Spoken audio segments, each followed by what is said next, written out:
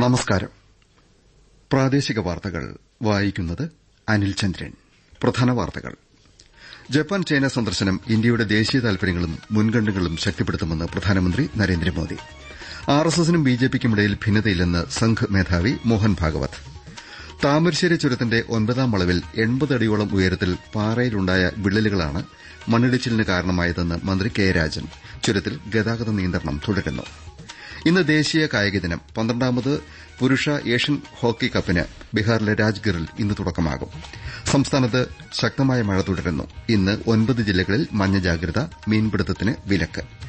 വാർത്തകൾ വിശദമായി.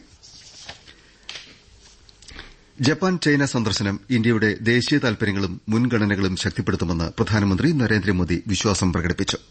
പ്രാദേശിക ആഗോള സമാധാനം, സുരക്ഷ, സുസ്ഥിര വികസനം എന്നിവ മുന്നോട്ട് കൊണ്ടുപോകാൻ സന്ദർശനം ഫലപ്രദമായ സംഭാവന നൽകുമെന്നും പ്രധാനമന്ത്രി പറഞ്ഞു. ന്യൂസ് ഡെസ്കിൽ നിന്ന് കൂടുതൽ വിവരങ്ങൾ.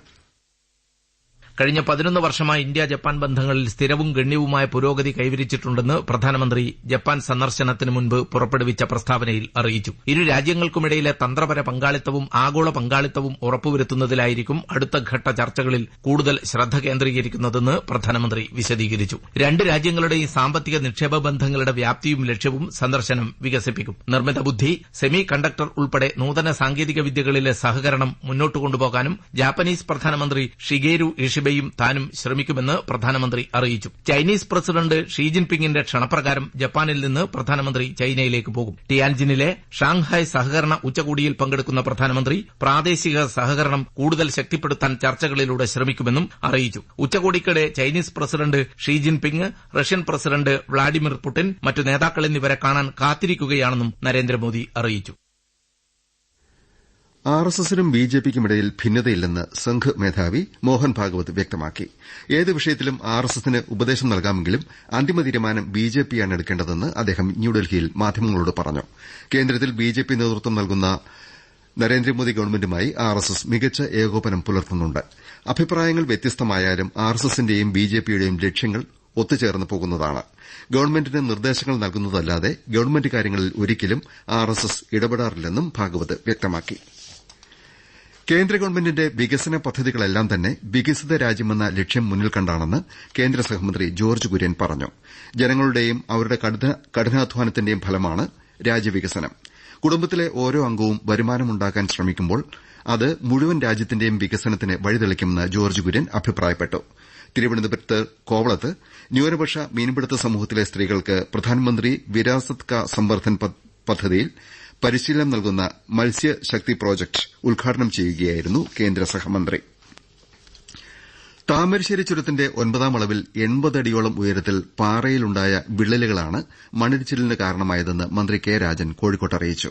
പലയിടത്തും ബ്ലോക്കുകളായി വിണ്ട പാറക്കെട്ടിനിടയിലൂടെ വെള്ളച്ചാൽ രൂപപ്പെട്ടത് പ്രതിസന്ധി ഉണ്ടാക്കുന്നതായും മന്ത്രി പറഞ്ഞു. ചുരത്തിലെ മണ്ണിടിച്ചിലുമായി ബന്ധപ്പെട്ട സ്ഥിതിഗതികൾ അവലോകനം ചെയ്യാൻ ചേർന്ന യോഗത്തിനുശേഷം മാധ്യമങ്ങളോട് സംസാരിക്കുകയായിരുന്നു അദ്ദേഹം. Desk report.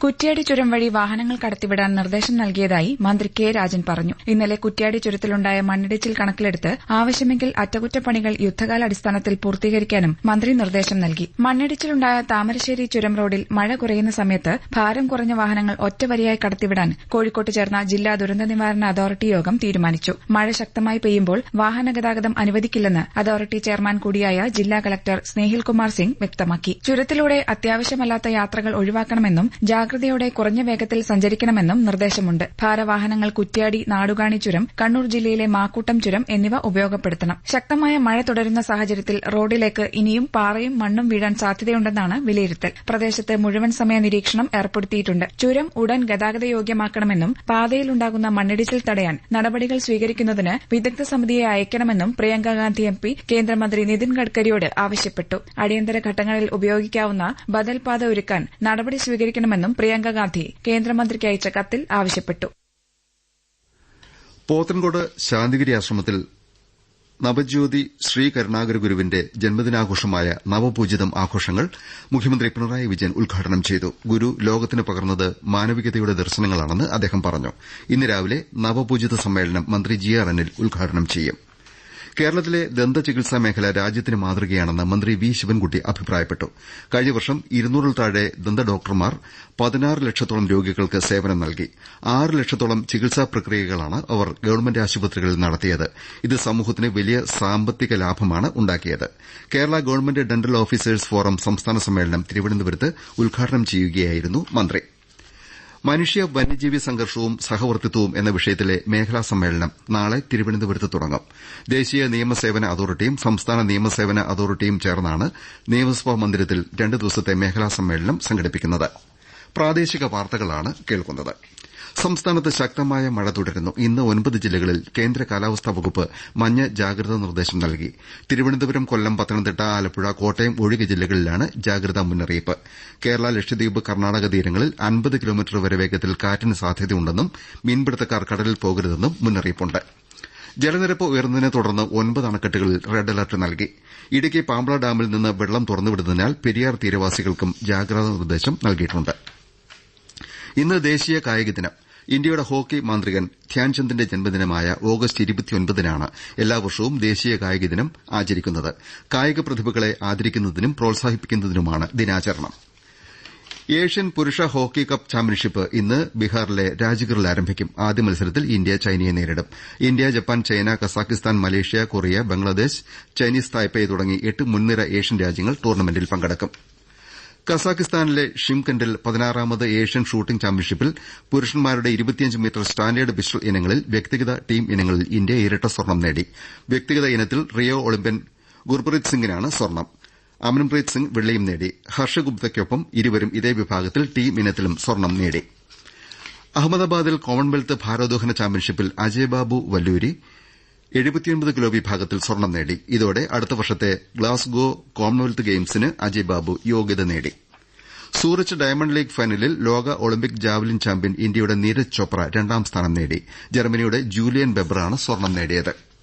ലോക ബാഡ്മിന്റൺ ചാമ്പ്യൻഷിപ്പിൽ പുരുഷ ഡബിൾസ് ജോഡികളായ സാത്വിക് സായിരാജ് റംഗറെഡ്ഡി, ചിരാഗ് ഷെട്ടി, വനിതാ സിംഗിൾസ് താരം PV സിന്ധു, മിക്സഡ് ഡബിൾസ് താരങ്ങളായ ധ്രുവ് കപില, തനിഷ ക്രോസ്റ്റോ എന്നിവർ ക്വാർട്ടർ ഫൈനലിൽ പ്രവേശിച്ചു.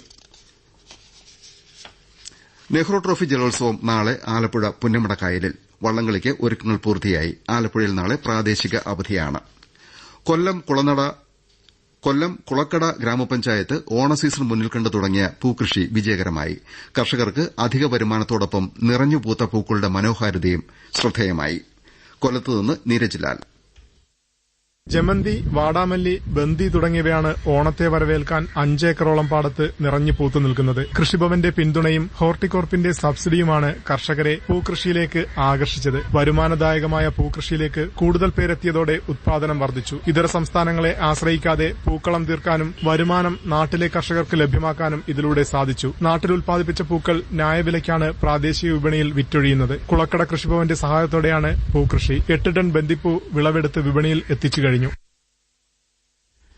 ഓണക്കാലത്തെ ലഹരികടത്ത് തടയാൻ മലപ്പുറം ജില്ലാ അതിർത്തി ചെക്ക് പോസ്റ്റിൽ പരിശോധന കർശനമാക്കി. വഴിക്കടവ് ആനമറയിൽ പോലീസിന്റെ പ്രത്യേക ചെക്ക് പോസ്റ്റ് പ്രവർത്തനം ആരംഭിച്ചു.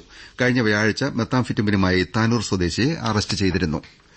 കെഎസ്ആർടിസിയുടെ ഓണക്കാല സ്പെഷ്യൽ സർവീസുകളിലേക്ക് ഓൺലൈൻ ടിക്കറ്റ് ബുക്കിംഗ് ആരംഭിച്ചു. ഇന്നു മുതൽ അടുത്ത മാസം 15 വരെ ബാംഗ്ലൂർ, മൈസൂർ, ചെന്നൈ എന്നിവിടങ്ങളിലേക്കാണ് സ്പെഷ്യൽ സർവീസുകൾ. തിരുവനന്തപുരം രാജ്യാന്തര വിമാനത്താവളത്തിൽ ഓണാഘോഷ പരിപാടികൾ തുടങ്ങി. തലസ്ഥാനത്ത് എത്തുന്ന യാത്രക്കാരെ വിമാനത്താവളത്തിൽ മാവേലി വേഷധാരി നേരിട്ട് സ്വീകരിക്കും. ഇന്നു മുതൽ രാജ്യാന്തര ടെർമിനലിന് പുറത്ത് പ്രത്യേക വേദിയിൽ പ്രശസ്ത കലാകാരന്മാർ വിവിധ കലാരൂപങ്ങൾ അവതരിപ്പിക്കും. കണ്ണൂർ തലശ്ശേരി റൂട്ടിലെ സ്വകാര്യ ബസ് പണിമുടക്ക് അവസാനിപ്പിക്കാൻ ജില്ലാ ഭരണകൂടം അടിയന്തരമായി ഇടപെടണമെന്ന് കെ സുധാകരൻ MP ആവശ്യപ്പെട്ടു. ദേശീയപാത 66ന്റെ നിർമ്മാണവുമായി ബന്ധപ്പെട്ട് പഴയ ദേശീയപാത അടച്ച് വാഹനങ്ങൾ വഴിതിരിച്ചുവിട്ടതിൽ പ്രതിഷേധിച്ചാണ് സമരം. പ്രധാന വാർത്തകൾ വീണ്ടും. ജപ്പാൻ ചൈന സന്ദർശനം ഇന്ത്യയുടെ ദേശീയ താൽപര്യങ്ങളും മുൻഗണനകളും ശക്തിപ്പെടുത്തുമെന്ന് പ്രധാനമന്ത്രി നരേന്ദ്രമോദി. RSSനും BJPക്കുമിടയിൽ ഭിന്നതയില്ലെന്ന് സംഘ് മേധാവി മോഹൻ ഭാഗവത്. താമരശ്ശേരി ചുരത്തിന്റെ 9ാം വളവിൽ 80 അടിയോളം ഉയരത്തിൽ പാറയിലുണ്ടായ വിള്ളലുകളാണ് മണ്ണിടിച്ചിലിന് കാരണമായതെന്ന് മന്ത്രി കെ രാജൻ. ചുരത്തിൽ ഗതാഗത നിയന്ത്രണം തുടരുന്നു. ഇന്ന് ദേശീയ കായിക ദിനം. 12ാമത് പുരുഷ ഏഷ്യൻ ഹോക്കി കപ്പിന് ബീഹാറിലെ രാജ്ഗറിൽ ഇന്ന് തുടക്കമാകും. സംസ്ഥാനത്ത് ശക്തമായ മഴ തുടരുന്നു. ഇന്ന് 9 ജില്ലകളിൽ മഞ്ഞ ജാഗ്രത. മീൻപിടുത്തത്തിന് വിലക്ക്. പ്രാദേശിക വാർത്തകൾ കഴിഞ്ഞു.